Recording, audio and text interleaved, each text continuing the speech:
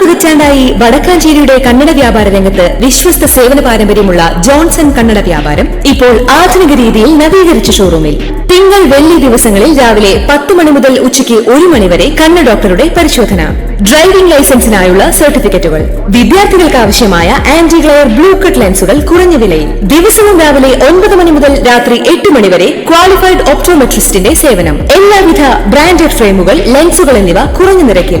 Johnson Kannada വ്യാപാരം, John's tower, divine ആശുപത്രിക്ക് എതിർവശം, Vadakkanchery. Phone 94963474. Nilambur ഉപതെരഞ്ഞെടുപ്പിൽ UDF സ്ഥാനാർത്ഥി പ്രഖ്യാപനത്തിന് ശേഷം മുൻ MLAയും തൃണമൂൽ കോൺഗ്രസ് നേതാവുമായ PV അൻവറുമായി സംസാരിച്ചിട്ടില്ലെന്ന് KPCC അധ്യക്ഷൻ സണ്ണി ജോസഫ്. നേതാക്കന്മാർ ബന്ധപ്പെട്ടുകൊണ്ടിരിക്കുകയാണ്. മുൻ KPCC അധ്യക്ഷൻ K സുധാകരൻ അൻവറുമായി സംസാരിച്ചിരുന്നു. ആവശ്യമായ ചർച്ചകൾ നടത്തുമെന്നും സണ്ണി ജോസഫ് പറഞ്ഞു. തൃണമൂൽ കോൺഗ്രസ് യോഗം ചേർന്ന് തീരുമാനിക്കുമെന്നാണ് അൻവർ പറഞ്ഞിരിക്കുന്നത്. അൻവർ പൂർണ്ണമായും സഹകരിക്കുമെന്നത് തന്നെയാണ് പ്രതീക്ഷിക്കുന്നതെന്നും സണ്ണി ജോസഫ് പറഞ്ഞു. LDFന്റെ ജനവിരുദ്ധ നയങ്ങളാണ് എതിർത്തതെന്ന് അൻവർ ഇന്നലെ മാധ്യമങ്ങളെ കണ്ടപ്പോൾ പറഞ്ഞത്.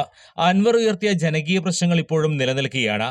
ആ വിഷയങ്ങൾ തന്നെയാണ് UDFും തെരഞ്ഞെടുപ്പിൽ ഉയർത്തുന്നത്. വിഷയാധിഷ്ഠിത സഹകരണം അൻവറിൽ നിന്ന് പ്രതീക്ഷിക്കുന്നതായും സണ്ണി ജോസഫ് പറഞ്ഞു. മലപ്പുറം DCC പ്രസിഡന്റ് VS ജോയിയും പേരും സജീവമായി ഉണ്ടായിരുന്നുവെന്നും സണ്ണി ജോസഫ് പറഞ്ഞു. അവസാനം ഒറ്റ പേരിലേക്ക് ചുരുങ്ങുകയായിരുന്നു. ജോയി മികച്ച നേതാവാണെന്ന് താനൊന്നും ഗോഡ്ഫാദറിന്റെ പിന്തുണയല്ല വന്നതെന്നും സണ്ണി ജോസഫ് കൂട്ടിച്ചേർത്തു. കൂടുതൽ വാർത്തകൾക്ക് ഞങ്ങളുടെ ചാനൽ സബ്സ്ക്രൈബ് ചെയ്യുക. ഫേസ്ബുക്ക് ഫോളോ അപ്പ് ചെയ്യുക.